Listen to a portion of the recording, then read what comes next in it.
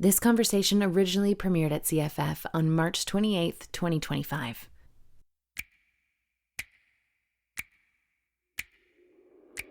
Every great unscripted project begins with a leap of faith. You might not know exactly where the story will go, but you know it's worth following. Turning that uncertainty into a sellable pitch is both an art and a strategy. Our guests today in Pitching the Unknown are here to share their expert insights on crafting and selling stories that unfold in real time. Cheers, Billie Mintz, Yasmine Abbasakoor, Steve Gamester, and moderator Paul Gratton. Welcome to the fest.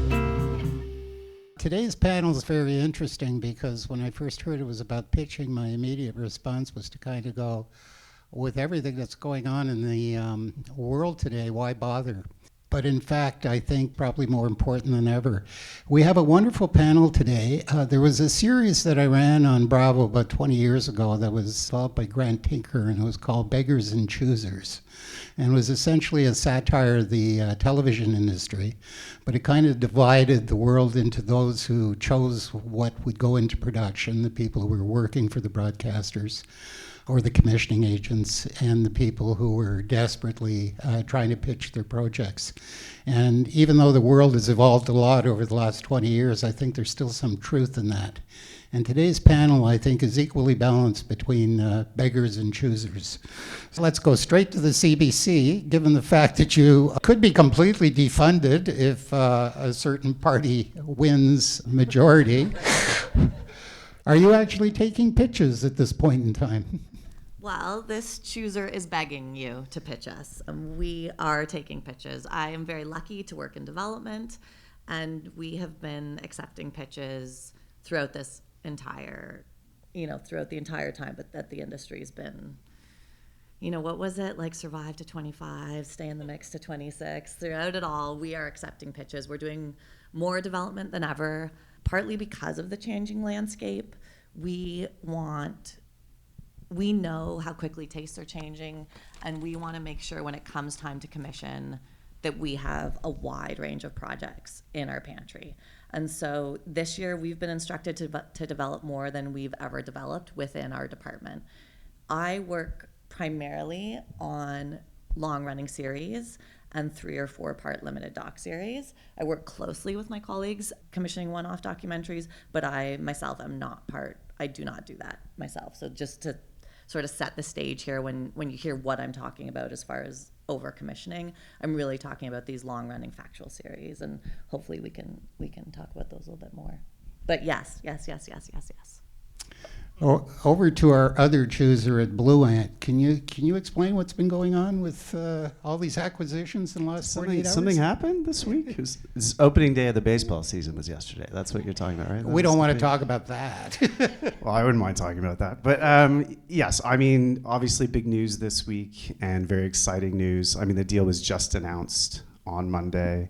Probably not the right person to ask in terms of the details of it, but we're really excited about this. I think you accurately described a time where there's a lot of uncertainty, but frankly, I've been working in this business for 25 years, and it's felt like it's always been an uncertain time. Things are always changing, it's always challenging, and people always find ways to make great programming. And I think, in times of turmoil, great films get made. So, I'm optimistic about that. And yeah, there's going to be big change coming at Blue Ants. We're proudly owned and operated and headquartered in Canada. If anyone's interested in reading more about the deal, I would just refer you to the Blue Ant website, where there's a pretty detailed press release about the deal that was announced this week. It's going to take a while for things to move forward and close, but we're open for business, and we're excited about the future. And what kinds of pitches are you personally open to? Well, I'm kind of the resident history geek. So I technically work in what's called specialist factual, which is kind of a British term, but it usually means history, science, current affairs, a bit of true crime. I have a colleague based in Los Angeles named Jen Harkness, and she oversees development for factual entertainment, which is, some overlap, but, observational documentaries, again, true crime, things that are, probably more on the entertainment side of the factual genre. And then I have another colleague named Kelsey Espenson, who's also based in Toronto, and she does competition reality. So Blue Ant's a big place. We are sort of multifaceted media company. We have channels, we have a studio, we have a very robust distribution arm.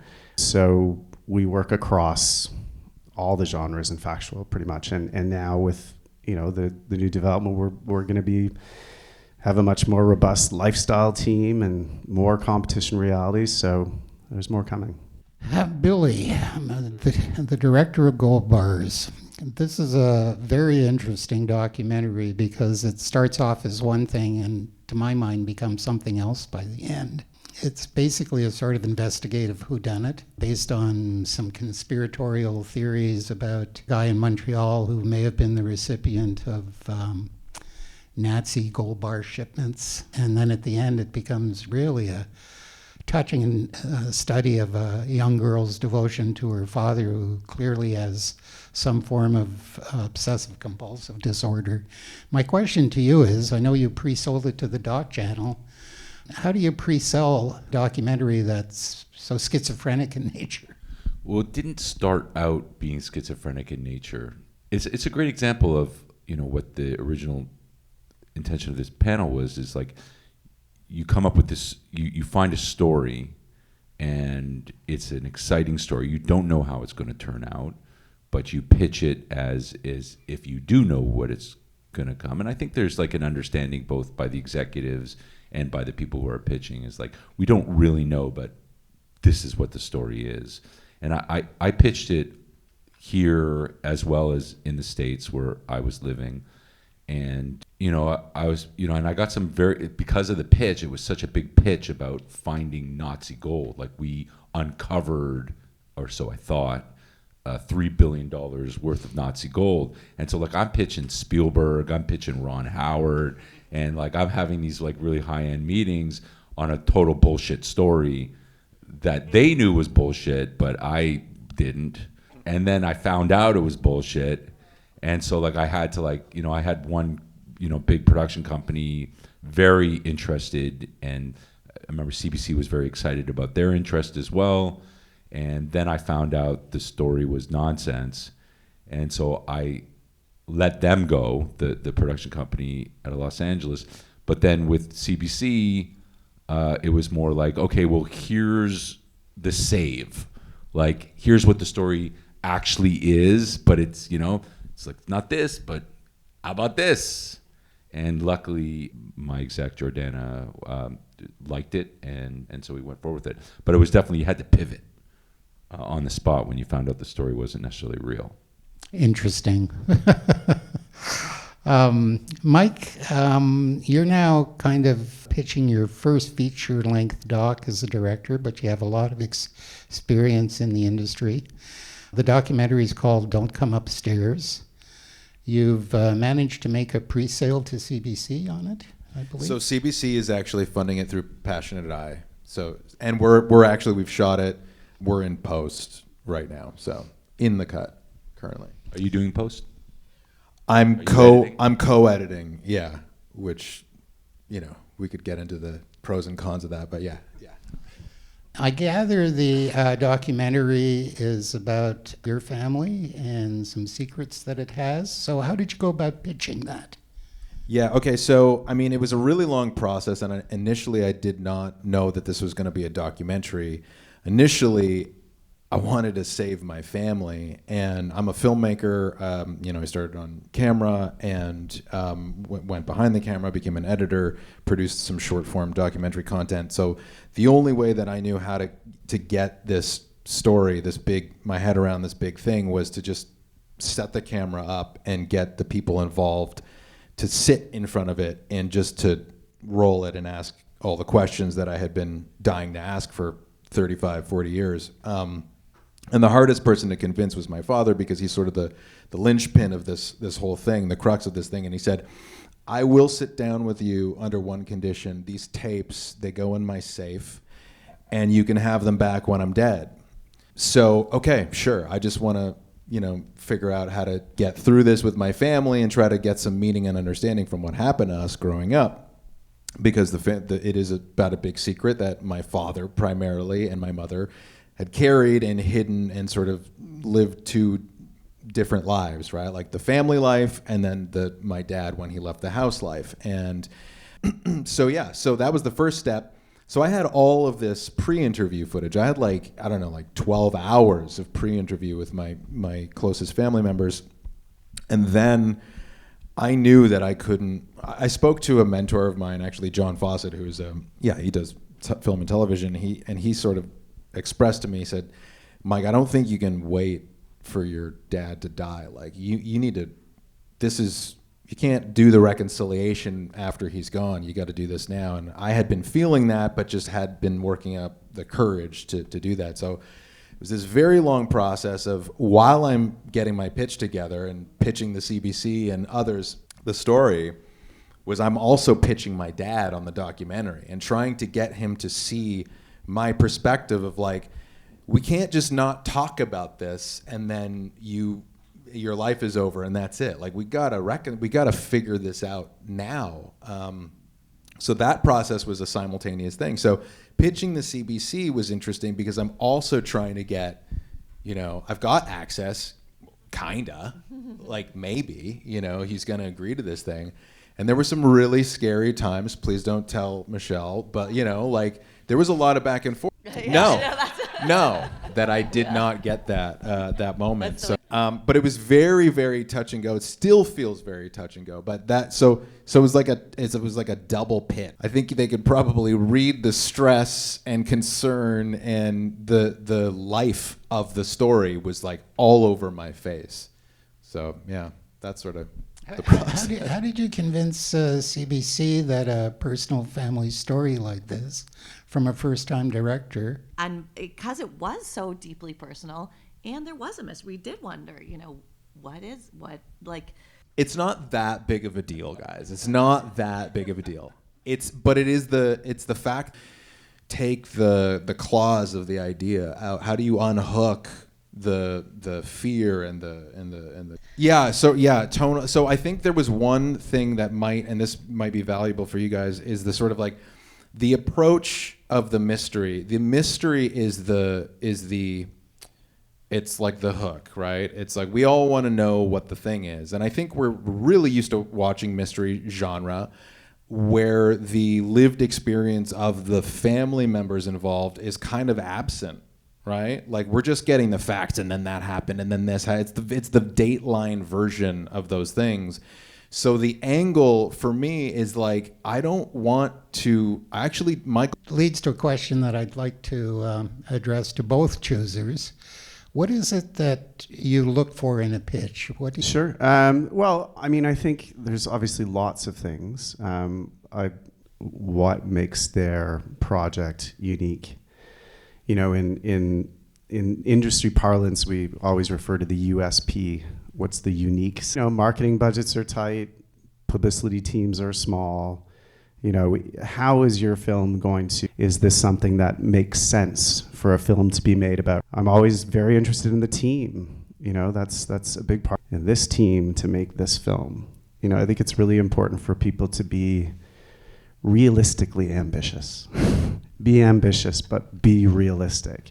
Are you know, I would love to. So, you know, I'm always impressed by people who have really, really done their, and also do not neglect the business side of things. I mean, you know, I'm being described as I'm finding more and more, especially internationally, people are asking about the money and the business side before they even want to know what your idea is.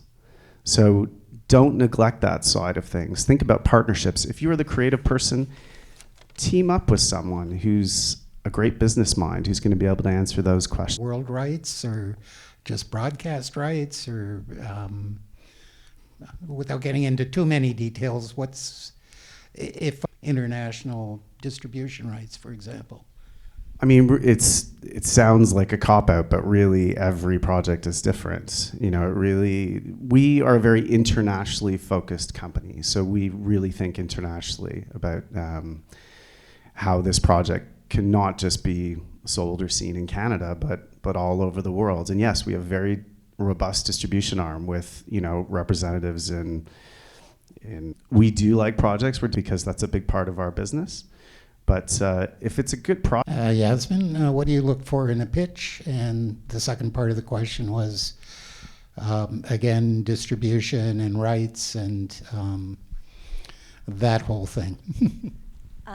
First off, I want to say about doing your homework. No one does his homework better than Steve Gamester. So, you're hearing it from someone who truly believes in it.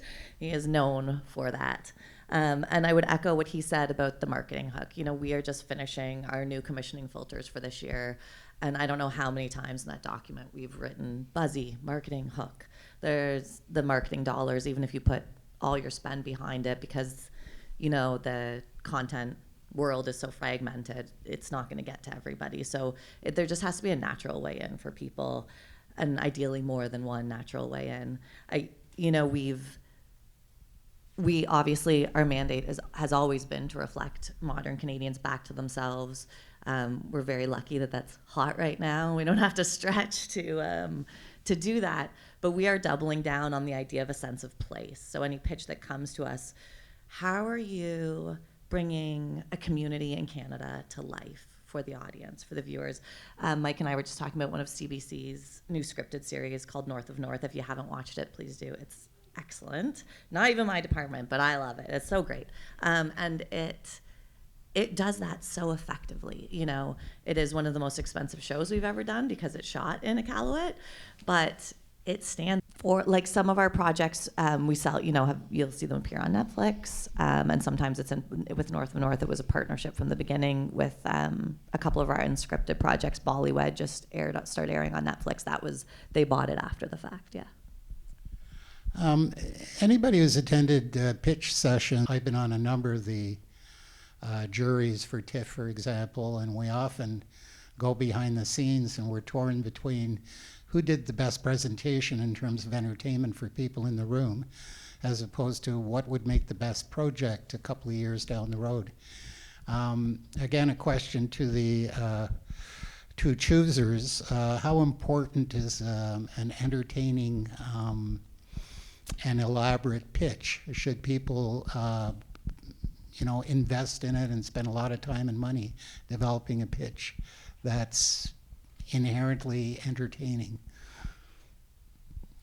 Well, we are in the entertainment business, so I think the answer is yes. I mean, about your pitch, is this really, what's the purpose here? Is it a commercial pitch? Going around in circles a bit, but I think to answer your original question, of course an entertaining pitch is a good thing. It's got to stand out. It's got to stand out amongst that's a hugely, a huge head start. Okay, Johnson. But then I have to be able to take it back to my larger team and explain it really quickly and efficiently and excitedly without doing the dance that maybe you presented. So that's the other thing to keep in mind too. What are the really straightforward log lines that this exec can take back and sell to the wider group? Because unfortunately, I don't get to greenlight anything on a first meeting. None of us do. It's such a big collaborative thing. So I do try to remember that the pitch is not the show, but the team is the team. And I think that's a really important thing, a really important point. I'll just throw in my 2 cents worth. Having seen some of these and having been on juries that have decided who's won the pitch, it was amazing to follow some of these projects and see which ones actually got into production 2 or 3 years down the road.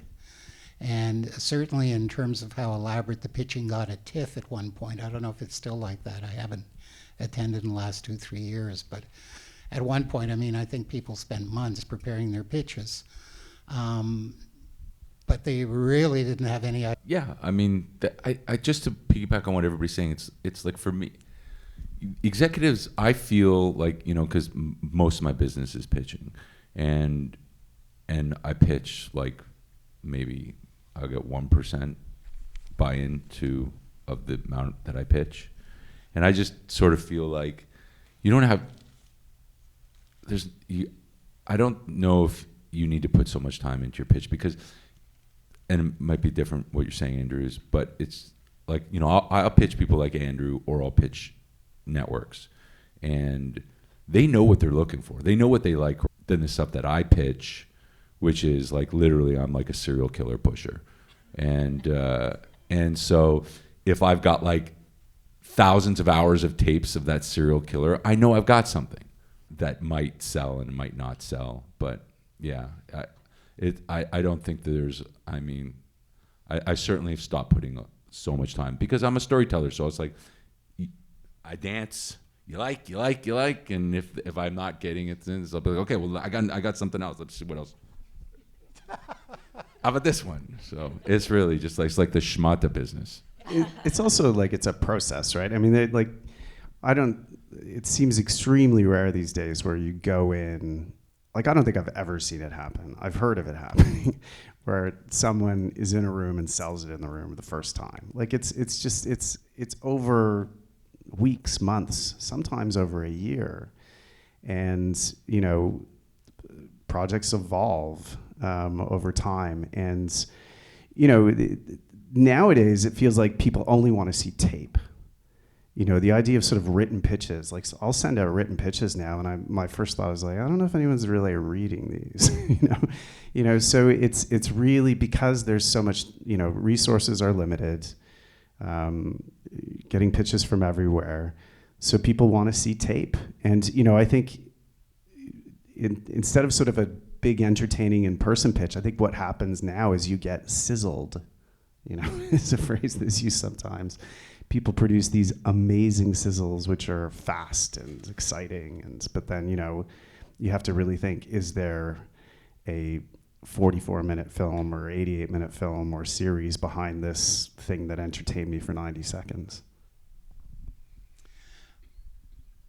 I'm going to ask a final question, then turn it over to the audience. What about political documentaries in the current context? We keep hearing that basically the interest in them from streamers and broadcasters has vanished, and that they're harder and harder to do. Is there Unless any? you have something anti-Trump, you sell it, no problem. You think that's true? I mean, yeah. In the U.S.? I think so, yeah. I don't know still, but for sure, if you have like a Stormy Daniels. Yeah, I think so. I mean, there's no right or wrong every time, and you're right. Sometimes you might come in and say it has to be this director, and maybe your buyer hasn't had the best experience with that director. So you can also, utilize the community. Before you pitch, talk to other filmmakers and other producers about who they've worked with and what your subject who might fit well. So yeah, you might not have to have a contract signed with a particular director, but having ideas, I think, shows that you've thought about the next step. Leads me to a question to Mike. As a first-time director with such a personal project, did you come in with a whole team around you to help sell it? Yeah. Sorry. Thank you. Cheers.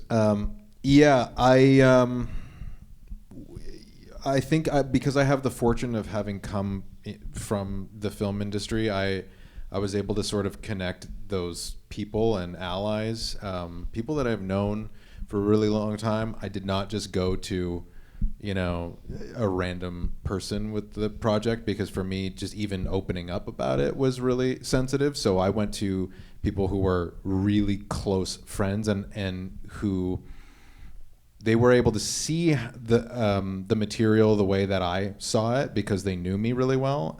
So I do think that kind of fits what you're talking about. It's like, Yeah, I mean, not as in like, oh, they're sponsoring the show or anything like that. That's something we do down the line. But I just mean a known thing in Canadian culture that our audience can grab onto and be like, oh, that means something to me. That is going to draw me in. And it might be, trying to think of an example I can give here. It's a little tricky. Well, I think, for example, with the show that we greenlit last year called Locals Welcome. That happens every day. We've had like a joint experience together. Yeah, it's every day. It's literally my job. Yeah. I mean, I think that's actually, it's a really insightful question, because I think that's something that people maybe don't understand as much, that, you know, often you're really selling it internally. It's a huge part of the process. Like you have to find champions for your project. Like if you don't have support for your project up the chain, that's a really big red flag, you know, which is hard. It takes a lot of time to build a consensus, and you have to learn to let go of projects sometimes. Yeah, I mean, there's one in particular. I know. And I can think of like 15 years ago when I was in development at Cream, the projects that I love that I still can't let go of, but you didn't get support up the line. But that is one thing about a really great pitch meeting. You know, if I meet a producer or creator of any type, and the project isn't right, but I really love that person and I think they're smart and they've done their research, they know what we want to do, they know what we're doing, they know what we're airing already, what we're looking for. I might not take that project, but I'll be inclined to fight for that person again. Like, hey, they asked for a Bella Slate Fund letter, and this project isn't perfect, but I think they're really smart and they have a bunch of great ideas. Like, let's give them support for that. Or, like, there's other ways in. If the project itself isn't perfect, and I can't sell that to my colleagues. I think we have time for one final question. Okay, then I will ask it. Unscripted covers so many different kinds of categories. Again, for the two choosers, is there anything that is automatically discarded? I'm thinking of things like nature documentaries, lifestyle, reality, factual, like there's so many subcategories that are unscripted. Is there anything that's like a non-starter for the CBC, for example? Well, our nature documentaries go through the nature of things generally. With 2 new hosts in the past couple of years, really great, strong brand still. We're doing a bunch of shorts. Everything's on YouTube, super exciting. There's a hummingbird short up there right now that if you haven't seen, please just Google hummingbird nature of things YouTube and watch it. It's incredible. And, I don't think anything's really off the table. It's about character and story and yeah. Whether or not you feel there's an audience for it. Exactly. I would encourage all of you to go to our independent producer site. It has thorough language as far as what in our specific department we're looking for and what the doc team is looking for. And should be everyone's first stop. Blue Ant has developed very specific programming niches, I think. Is there anything that would automatically not be of interest to you? I don't think so. Not in terms of a genre. I think, like Yaz said, if it's a great character and really great access, something that can stand out, it's going to be of interest to us, no matter what the genre is. I do think, it's important to remember that we're all competing with YouTube.